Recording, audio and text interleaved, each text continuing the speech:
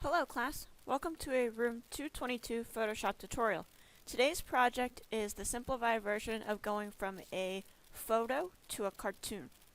And my example that I'm going to show you is myself with Atticus, my cat, and then I changed myself and Atticus into a cartoon.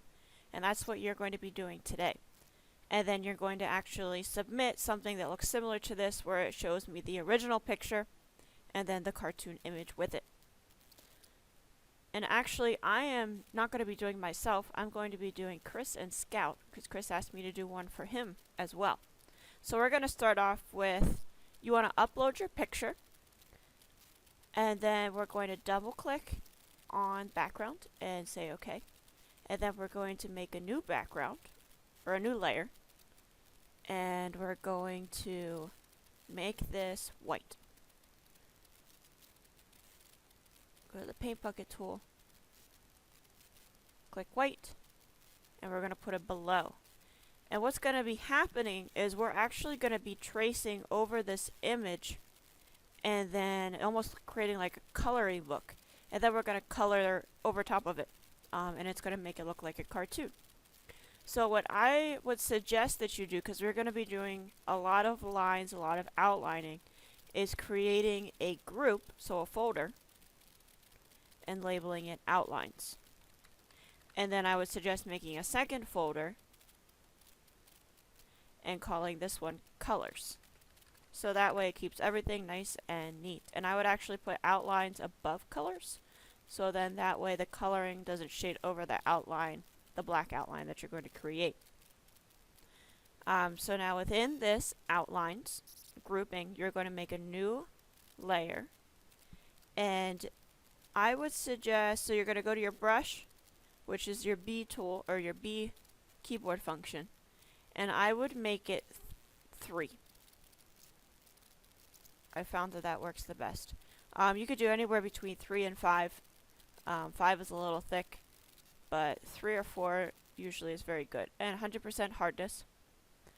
And then you're going to make the foreground black. So you can do default D for black and white, and then that'll make the foreground color black. And then there's 2 ways to do this, and I've done it both ways.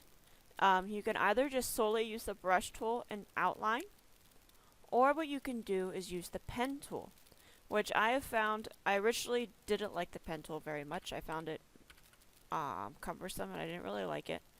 But you find out, this is Chris's face, but you find out that you can actually make it a little bit more precise instead, and then that way too, like in case your mouse moves a little bit, you don't have this like jerky line that the brush created. So it's up to you if you want to start with the brush tool and see how you like it, or if you want to start with the pen tool and see how you like it and then switch back and forth. What I found is I use the pen tool, and then afterwards, if I need to go back and go over a little couple of pieces with just using the brush tool, that works really, really well. So what I'm going to do first is I'm going to show you how to do like the hat. So I'm going to, and I would suggest naming your layers. So I'm going to call this head/hat, head and hat, so I know exactly what I'm looking at. Alright, so I would suggest that you zoom in, Control+, and just start working your way around. With the pen tool, it can be a little hard to get used to at times. So for instance, let me just show you. So you're going to click, you're going to create this, and then what you're going to do is you're going to right click over top of it, and you're going to click stroke path, and then you're going to click OK.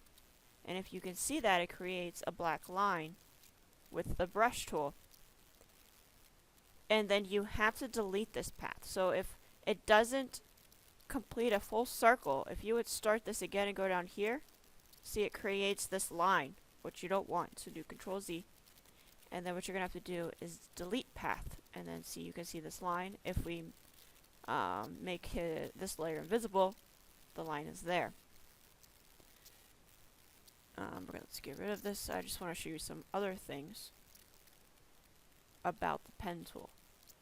So now, if I say made a line out here, I don't want this. I can right click on it and I can delete the anchor point. You have to make sure that you click on the anchor point, because if you don't, that option isn't there. But you can add an anchor point. So if you wanted to do that, you can select an anchor point and then you can actually move it if you need to. Another thing that you can do is click over here, hold down, and do add anchor point tool, and this will allow you to just move this, which is kind of nice. So for instance, if you accidentally made a line like this or a point like that, you can just click on, instead of undoing everything or deleting the anchor points, you can just click on this again, add anchor point tool, and you can just click on that anchor point and move it out, which makes it a lot nicer. I would suggest in the curves that you click a lot, because it creates a straight line, so the more that you click, the more curve that you're going to have. You can also, which I haven't tried a whole lot with, is you can somehow bend these like this, click and drag. I'm not very good with that. You can try it out. The more that you become acquainted with the pen tool, it might become easier, but I haven't had much to do with that.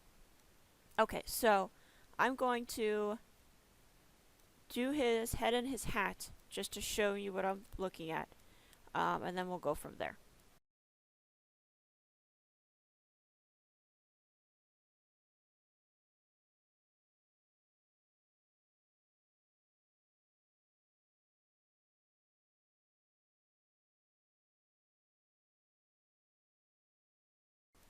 When you get to the end, if you make a whole circle, it'll show you this little circle next to it that indicates that. So if you click on it, it'll automatically create a path or a line, because it signified that you ended it. If that is the case, you don't actually have to delete the path then. So what you can just do is right click, stroke path, click OK. You want to make sure this, you don't necessarily have to have simulate pressure. If you had a touchpad or something, that would change the way that your brush stroke is created, but since we just use a mouse, it's not going to make much of a difference, but I just have it clicked anyways. So you want to click OK, and now I have the outline of his head. I am just going to delete the path because I'm used to doing that. If you wanted to, you can also create a selection. So make a selection and you just say OK and it creates a selection around there. So just an FYI so you know.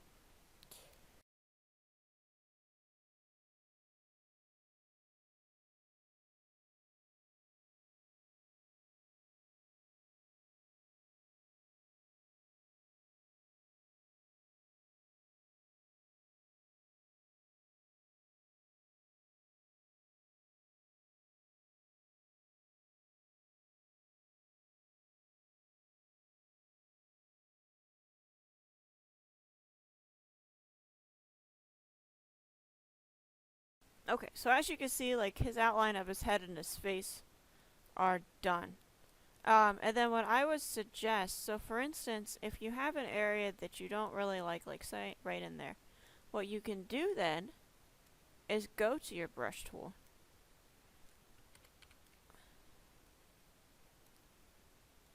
and then just fix it up.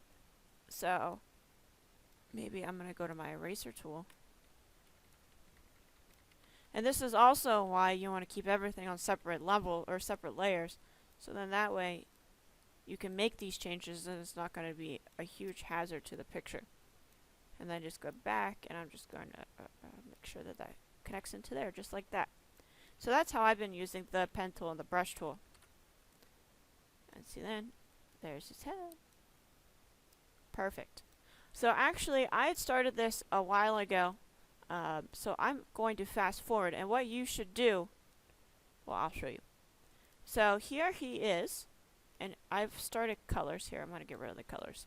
But see, as you can see, I have Chris's face, his eyebrows, his teeth, and his lips, and his nose, and some lines on his face.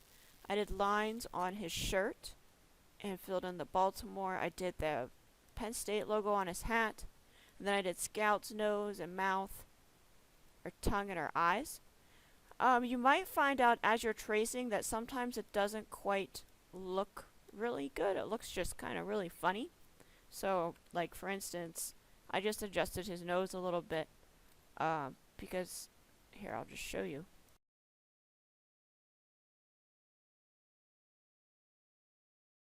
There's that layer. So if I did his nose like that, and I just show you what it actually looks like,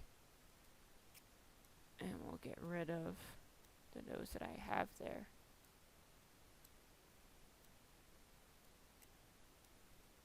It just looks kind of funny. So that's why if you need to make those adjustments, you can. And what I would also suggest, so as you can see there's nose 1 and nose 2. I actually did this side, and then what I did was made a duplicate copy. So do Control J. And then I did Control T.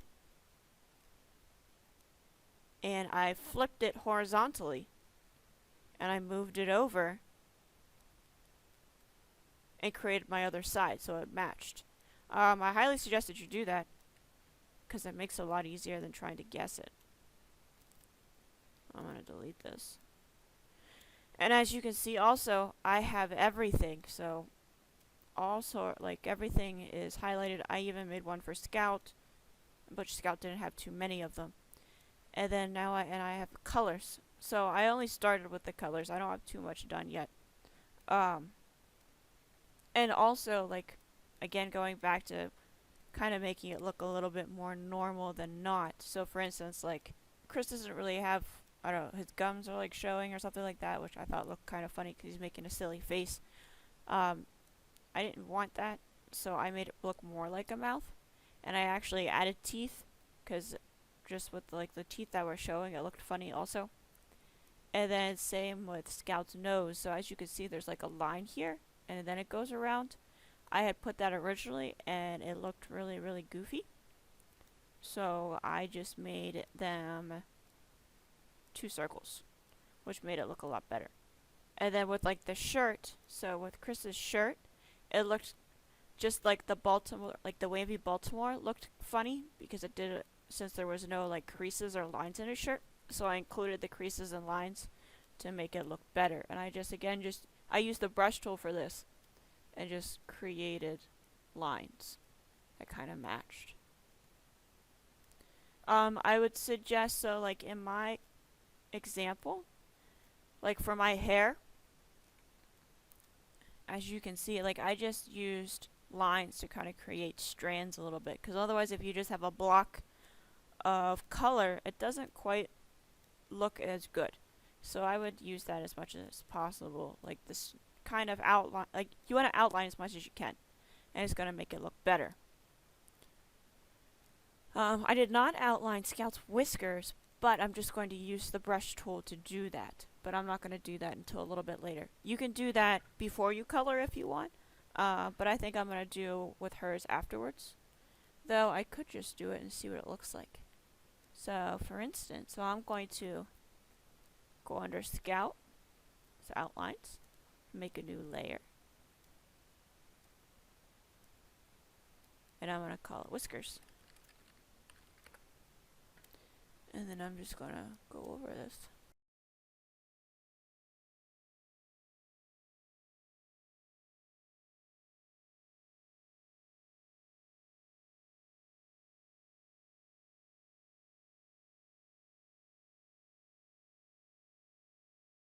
So I'm going to start closer this time to her nose, and I think that's going to help.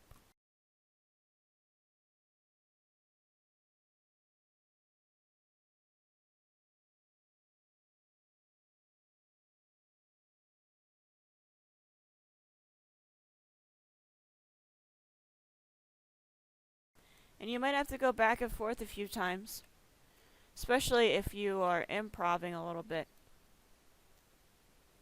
to make it look as realistic as possible. Like this side doesn't have the whiskers, but I think it would look funny without them. So I'm trying to make this. There we go, that might be better. There we go, we got it. See, it just takes a little bit. You might have to clean up some areas. And then what also is nice with these being layered is that, say I go with my eraser tool, I can't erase the rest of this because it's not on that layer. Ooh. Which makes it look, helps everything a lot. Okay, so let's get down to coloring.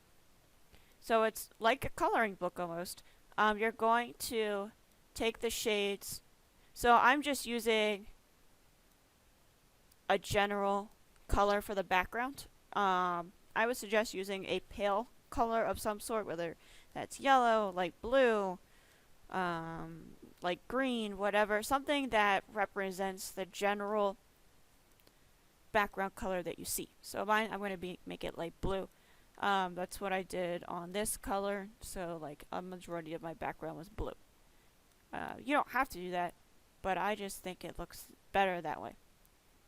So that's what I'm doing for this.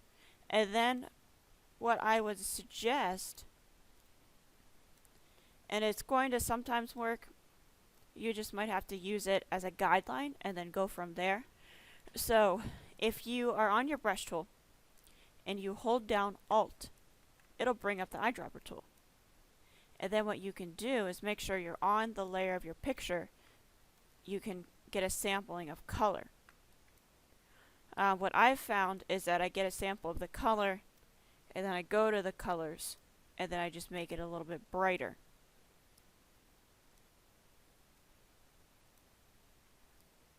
And like this will be then the color of his shirt. So then what I'm going to do is go to colors, make a new layer, I call it shirt, and I use my brush tool and I color it in.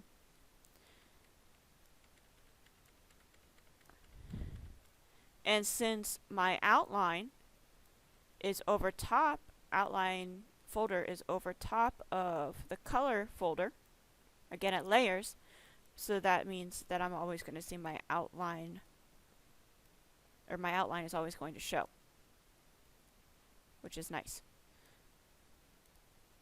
It will go outside the lines, so it's just like coloring. You can, if you want to, try making a selection of these things and then doing it that way. That does work.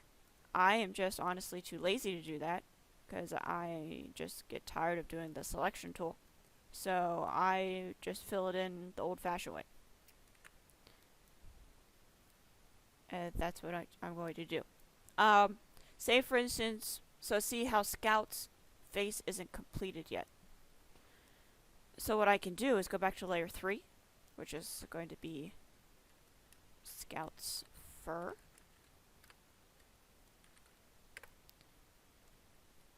I can click on my Alt, click this, and see it brings it back, that color.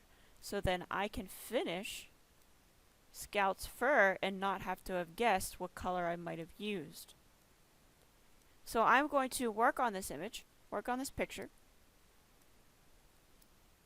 as you should do the same for yours. And then when I am finished, I'm going to talk a little bit about shading and then my expectations for saving. So I'll talk to you in a few minutes.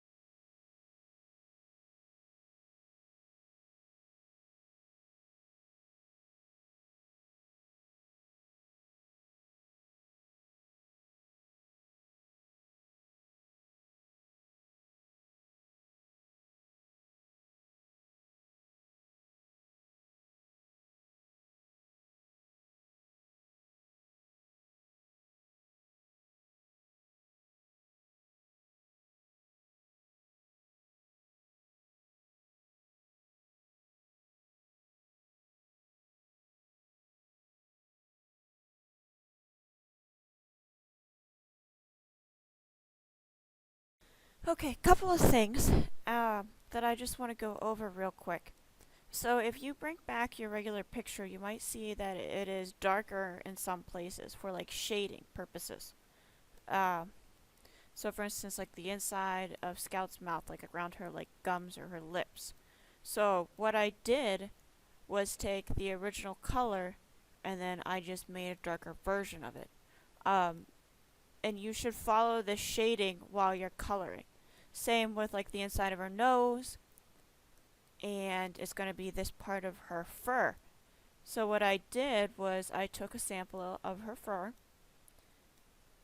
So again, make sure you're on the correct layer, Alt, and then I clicked on this, and then I just moved this to get fur that I think would look like it's the same style of fur but shaded. And then I'm just going to go over that. And then I'm just going to go over that area that needs shaded. Something else that you can do, so say for instance, I want to make this area darker, which I'm not sure if I'm going to be able to because I made it all in one layer, which was not very smart of me. But what you can do is you can go to the paintbrush, you can select a different color. Well, hold on, let's go to the brush. Well, so I select that, and maybe I want it a little bit darker yet, and then you can click on the paintbrush and do it. But since I made those all in the same layer, which wasn't very smart of me, it's going to do everything that's on that layer. So I'm just going to leave it the way that it is. I might color over it.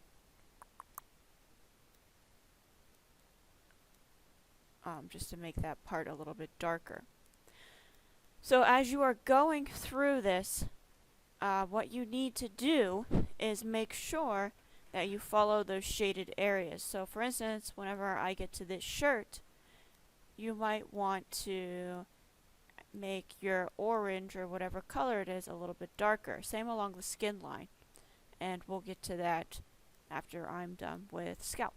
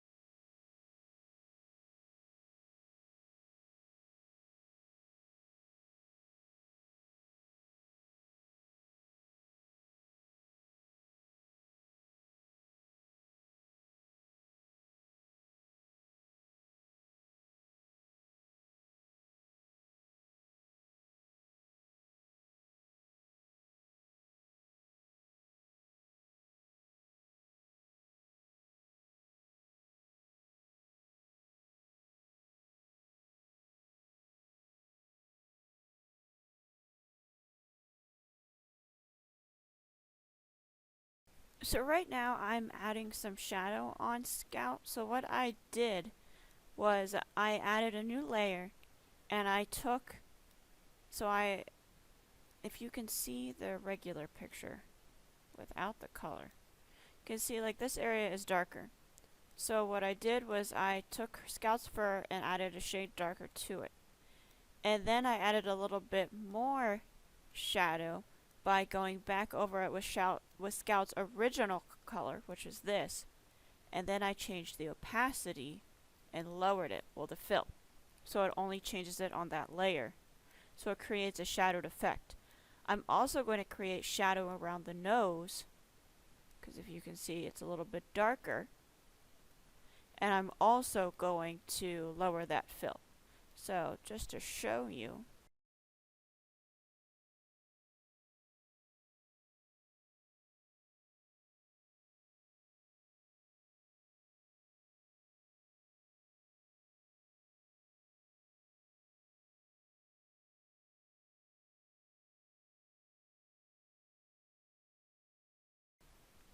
and then I'm going to lower the opacity, or the fill.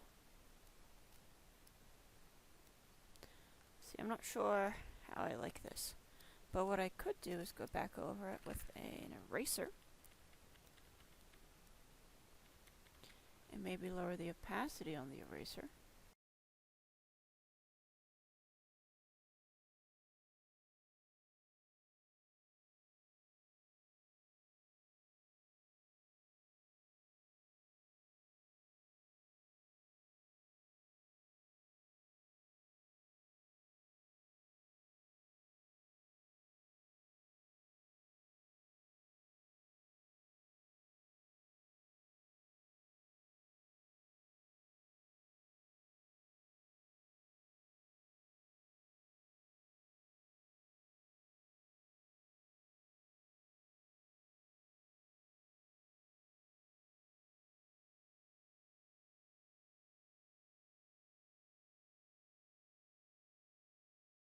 Alright, it doesn't look fantastic, but I like that there's now kind of a little bit of a muzzle effect going on. I like it. I'm going to keep it. I could add a little bit also around the eyes, which I think I might.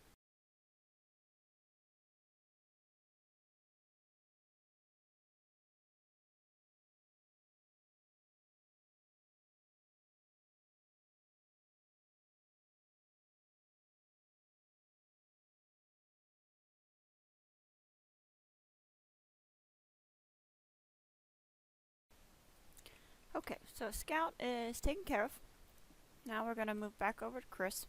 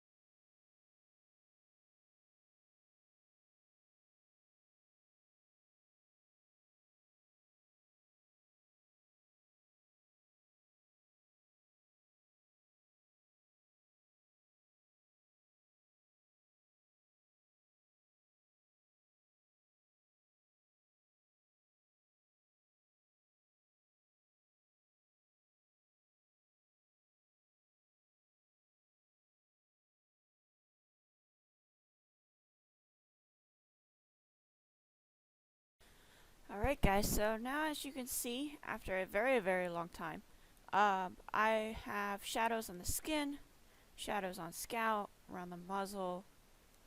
Again, if we bring up this, as you can see, there's shadowing along there. And then I would also like for you to put some sort of a phrase or something that kind of matches what your cartoon looks like. And then what you're going to do is you're going to go to File, and you're going to Save As. And you're going to save it as a JPEG somewhere where you can find it. And then we're going to open up File, New. And depending on what your image looks like, if it's more wide than it is tall, then you should change the width to 11 and the height to 8.5, but mine is more tall than not, so I'm going to say OK. And I am going to pull over my image of, whoa.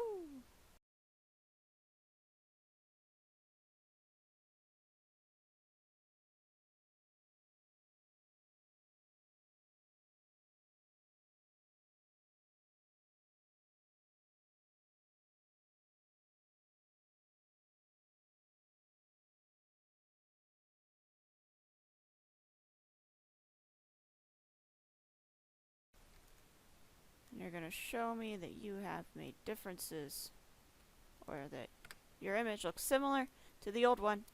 And again, you're going to put a nice little titles, because I like titles, that says original photo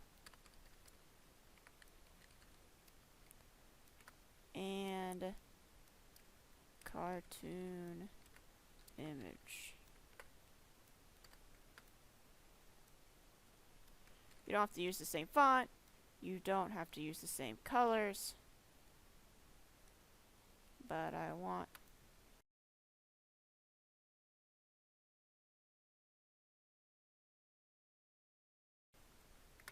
OK. And then you're going to do File, Save As, again.